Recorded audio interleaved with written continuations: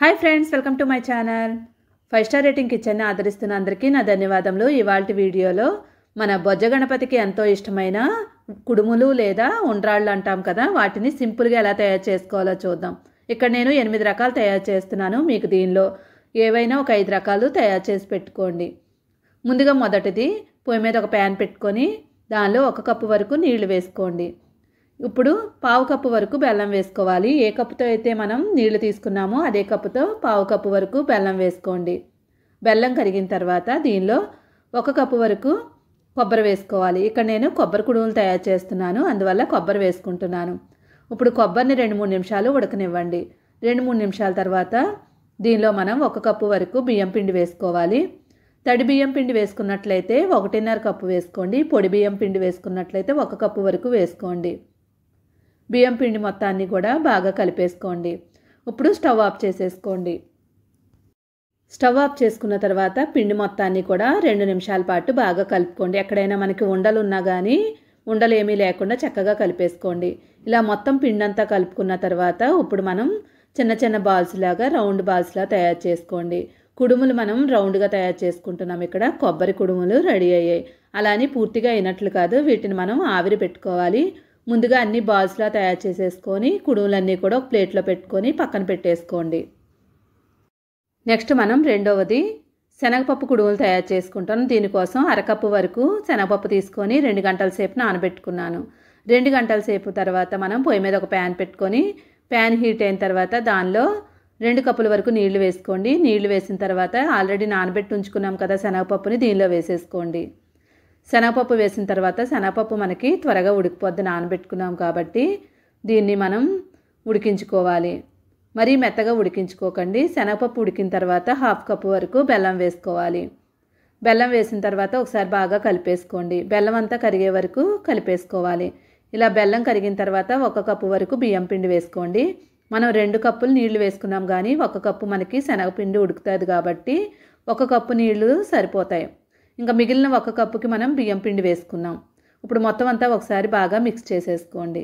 ఇలా మిక్స్ చేసుకున్న తర్వాత చేతితో గట్టిగా ప్రెస్ చేసేసుకోండి. ఇలా ప్రెస్ చేసుకొని మనం ఇప్పుడు కుడుములు తయారు చేసుకోవాలి. ముందు చేతిలో పెట్టుకొని పొడవుగా సిలిండర్లా చేసుకొని చేతి వేళ్ళని గట్టిగా ప్రెస్ చేయండి. ఇది రెండవ రకం శనగపప్పు కుడుములు. ఇప్పుడు వీటిని అన్నింటినీ కూడా రెడీ చేసుకొని పక్కన పెట్టుకోండి. వీటిని కూడా లాస్ట్లో మనం ఆవిరి పెట్టుకుందాం. నెక్స్ట్ మనం గణపతికి ఎంతో ఇష్టమైన చప్పటి కుడుములు. దీనికోసం పొయ్యి మీద ఒక కళాయి పెట్టుకొని దానిలో 1 కప్పు నీళ్లు వేసుకోండి. కొంచెం సాల్ట్ వేసుకోండి.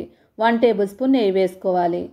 నెక్స్ట్ మనం 2 టేబుల్ స్పూన్ల వరకు బెల్లం వేసుకోవాలి. బెల్లం వేసిన తర్వాత బెల్లాన్ని బాగా కరగనివ్వండి. బెల్లం కరిగిపోయిన తర్వాత దీనిలో 1 కప్పు వరకు బియ్యం పిండి వేసుకోవాలి. 1 కప్పు నీళ్లు వేసుకున్నాం కదా, 1 కప్పు మనం బియ్యం పిండి వేసుకుంటున్నాం. బియ్యం పిండి వేసిన తర్వాత ఒకసారి బాగా కలిపేసుకోండి.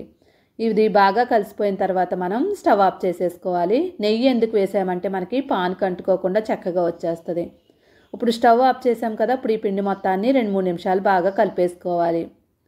ఇలా కలుపుకున్న పిండిని ఇప్పుడు కుడుముల్లా తయారు చేసుకోవాలి. ఇవి వినాయకుడికి ఎంతో ఇష్టమైన సింపుల్గా మనం తయారు చేసే కుడుములు కూడా. ఇప్పుడు వీటిని కూడా మనం రౌండ్గా కుడుముల్లా తయారు చేసుకొని ప్లేట్లో పెట్టేసుకోండి. ఇలా ప్లేట్లో పెట్టుకున్న వాటిని లాస్ట్లో మనం ఆవిరి పెట్టుకోవాలి. ఇప్పుడు మనకి ప్లెయిన్ కుడుములు కూడా రెడీ అయిపోయాయి. నెక్స్ట్ మనం తయారు చేసుకునేది పూర్ణం కుడుములు. పూర్ణం కుడుముల కోసం 1 కప్పు వరకు మనం శనగపప్పు తీసుకొని 2-3 గంటల సేపు నానబెట్టుకోండి. నానబెట్టిన దాన్ని కుక్కర్లో పెట్టి 5 విజిల్లు వచ్చే వరకు ఉడికించుకోవాలి. 5 విజిల్లు వచ్చిన తర్వాత మనం మూత తీసుకొని పప్పు ఉడికిందో లేదో ఒకసారి చెక్ చేసుకోండి. పప్పు ఉడికింది కదా, ఇప్పుడు దీనిలో మనం 1 కప్పు మనం శనగపప్పు తీసుకున్నాం కదా, 1/2 కప్పు వరకు బెల్లం వేసుకోవాలి. స్వీట్ ఎక్కువ తింటామనుకునే వాళ్ళు 1 కప్పు వరకు వేసుకోవచ్చు. ఇప్పుడు మనం స్టవ్ వెలిగించి ఈ శనగపప్పుతో పాటే మనకి బెల్లాన్ని బాగా ఉడికించాలి. బెల్లం వేసిన తర్వాత కంటిన్యూస్గా కలుపుతూ ఉండాలి. మనకి నీళ్లు బయటకు వచ్చేసి పప్పు అంతా కూడా చక్కగా దగ్గరికి అయిపోద్ది, మెత్తగా కూడా అయిపోద్ది. చూడండి, మనకి నీళ్ళంతా పోయి దగ్గరికి అయిపోయింది. పూర్ణాలు చేసేటప్పుడు కూడా ఇలా చేసి చూడండి, సింపుల్గా అయిపోద్ది. ఇలా దగ్గరికి అయిపోయిన తర్వాత 3 యాలక్కాయలని పౌడర్లా చేసుకొని వేసుకోండి. యాలక్కాయ పౌడర్ వేసిన తర్వాత ఒకసారి బాగా కలిపేసుకొని స్టవ్ ఆఫ్ చేసేసుకోండి. స్టవ్ ఆఫ్ చేసుకొని చల్లారనివ్వండి. చల్లారిన తర్వాత మనం పూర్ణాలకు ఎలాగా రౌండ్గా మనం ఉండలు తయారు చేసుకుంటామో అలా చేసుకొని ఇప్పుడు దీన్ని పక్కన పెట్టేసుకోండి. పూర్ణం కుడుములకి పూర్ణం రెడీ అయిపోయింది. నెక్స్ట్ పొయ్యి మీద కళాయి పెట్టుకొని దానిలో 1 కప్పు వరకు బెల్లం వేసుకోండి. బెల్లం వేసుకున్న తర్వాత కొంచెం వాటర్ యాడ్ చేసుకోండి. ఎక్కువ నీళ్లు వేసేసుకోకూడదు. కొంచెం నీళ్లు వేసుకున్నట్లయితే మనకి బెల్లం కరగడానికి మాత్రమే నీళ్లు వేసుకుంటున్నాము. బెల్లం బాగా కరిగిపోయి మనకి పాకంలాగా వచ్చేయాలి. ఎక్కడ మనకి బెల్లం అనేది ముక్కలు అనేది ఉండకూడదు. పాకంలో రెడీ అవ్వాలి. ఇలా పాకంలో రెడీ అయిన తర్వాత మనం 1 కప్పు వరకు కొబ్బరికూర వేసుకోవాలి. కొబ్బరికూర వేసిన తర్వాత ఒకసారి బాగా కలిపేసుకోండి. ఈ కొబ్బరికూర మనకి దగ్గరికి అయ్యే వరకు కలుపుకుంటూనే కంటిన్యూస్గా ఉండాలి. కలుపుకోనట్లయితే మనకి మాడిపోద్ది.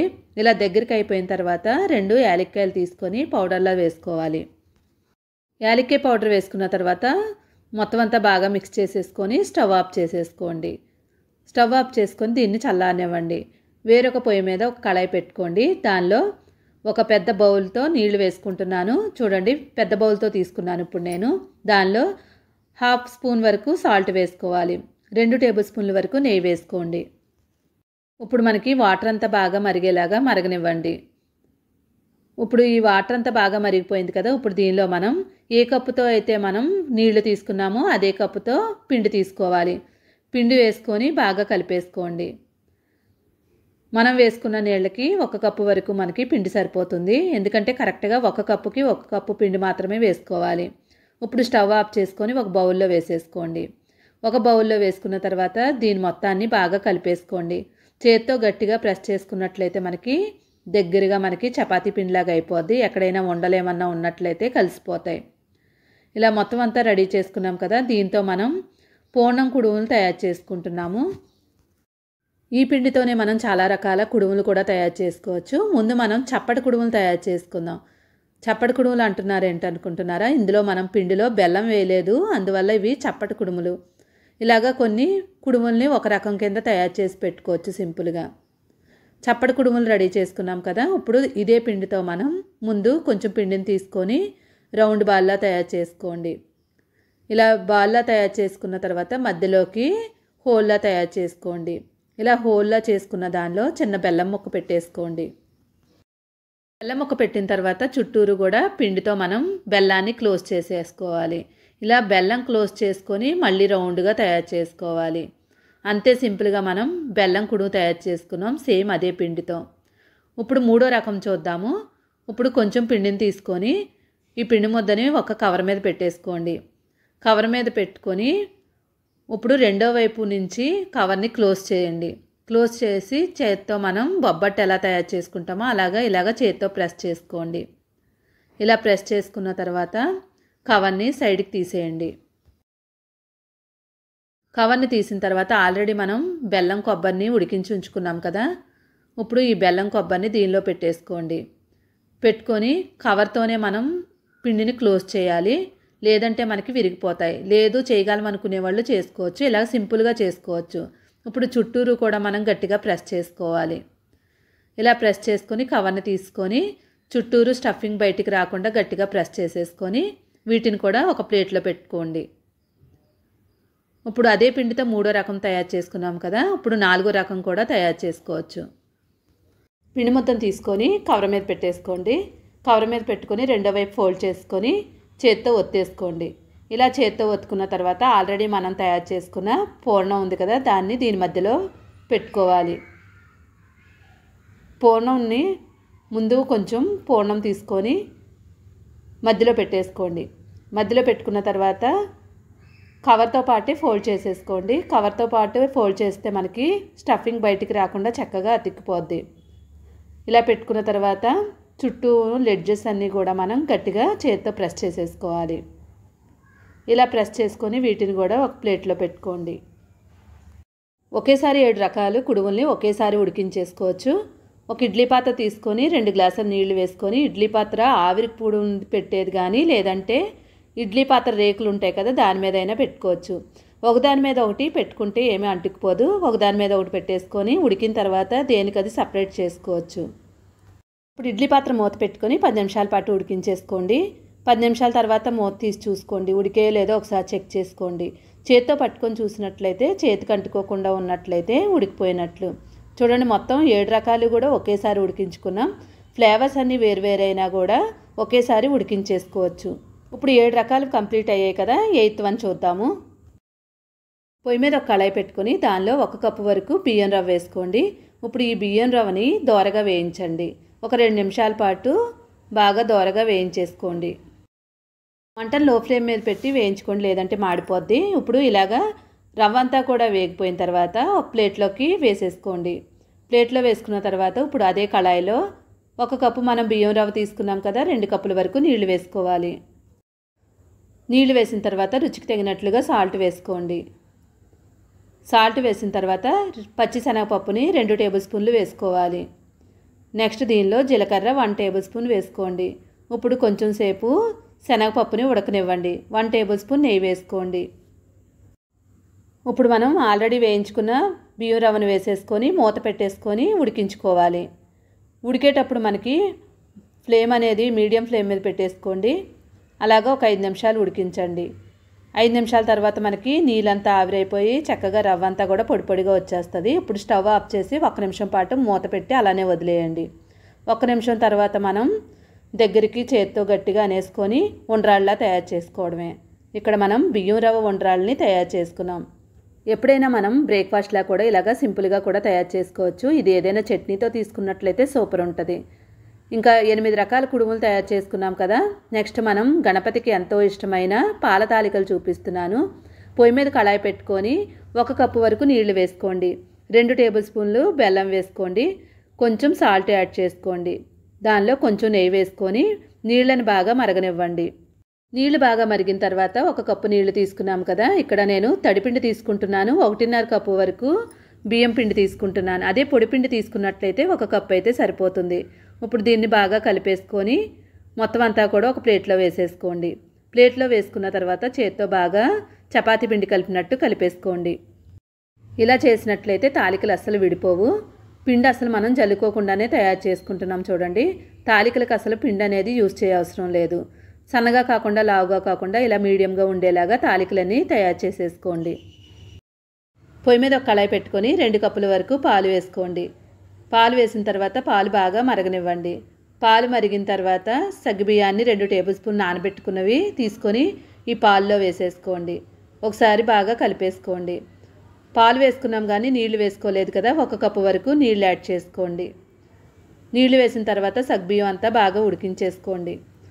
ఒక పొయ్యి మీద గిన్నె పెట్టుకొని 1 కప్పు వరకు బెల్లం వేసుకోండి. దాంట్లో కొంచెం నీళ్లు యాడ్ చేసుకోండి. ఈ బెల్లాన్ని బాగా కరగనివ్వండి. బెల్లం కరిగిన తర్వాత 2 యాలక్కాయలు తీసుకొని వేసేసుకోండి. యాలక్కాయలు వేసిన తర్వాత ఫ్లేవర్ అంతా దిగేలా 1 నిమిషం అలానే వదిలేసి స్టవ్ ఆఫ్ చేసుకొని ఈ బెల్లం పాకాన్ని చల్లారనివ్వండి. ఆల్రెడీ మనం సగ్గుబియ్యం ఉడికిపోయాయి కదా, ఇప్పుడు పాల తాలికలు వేసేసుకోండి. తాలికలన్నీ వేసేసుకొని 1 నిమిషం మూత పెట్టి ఉడకనివ్వండి. మూత పెట్టి 2 నిమిషాల తర్వాత ఉడికించిన తర్వాత కొంచెం అటు ఇటు అనేసుకొని మళ్ళీ మూత పెట్టి ఉడికించేసుకోండి. తాలికలన్నీ ఉడికిపోయాయి కదా, ఇప్పుడు దీన్ని చిక్కదనం కోసం మనం 2 టేబుల్ స్పూన్లు బియ్యం పిండిని తీసుకోండి. ఇప్పుడు ఈ బియ్యం పిండిలో నీళ్ళు వేసుకొని పలచగా చేసుకొని పొయ్యి మీద తాలికల్లో వేసేసుకోండి. ఇది వేయడం వల్ల మనకి పాల తాలికలు చిక్కదనం అనేది వస్తుంది. ఇది వేసిన తర్వాత 2-3 నిమిషాల పాటు ఉడకనివ్వండి. 2-3 నిమిషాల తర్వాత ఉడికిన తర్వాత స్టవ్ ఆఫ్ చేసుకొని దీన్ని పక్కన పెట్టేసుకోండి. ఆల్రెడీ మనం బెల్లం కరగబెట్టుకున్నాం కదా, దీనిలో వేసేసుకోండి. దీనిలో వేసుకొని ఒకసారి బాగా కలిపేసుకోండి. ఇలాగ బెల్లం నీళ్ళు లాస్ట్లో వేయడం వల్ల మనకి పాలు విరిగిపోకుండా ఉంటాయి. ఇప్పుడు దీనిలో మనం పొయ్యి మీద ఒక పాన్ పెట్టుకొని దాంట్లో 2 టేబుల్ స్పూన్లు నెయ్యి వేసుకొని డ్రై ఫ్రూట్స్ ఉంటే అవి వేయించేసుకొని ఇప్పుడు మన పాల తాలికల మీద వేసేసుకోండి. ఇక్కడ నేను జీడిపప్పు కిస్మిస్ తీసుకుంటున్నాను. ఇప్పుడు స్టవ్ ఆఫ్ చేసుకొని దీన్ని పాల తాలికల్లో వేసుకోండి. సింపుల్గా మనం గణపతికి ఇష్టమైన పాల తాలికలు రెడీ చేసుకున్నాం. చూశారు కదా, 8 రకాలైన కుడుములు తయారు చేసుకున్నాం. ఇంకా పాల తాలికలు కూడా తయారు చేసుకున్నాం. వీడియో నచ్చితే లైక్ చేయండి.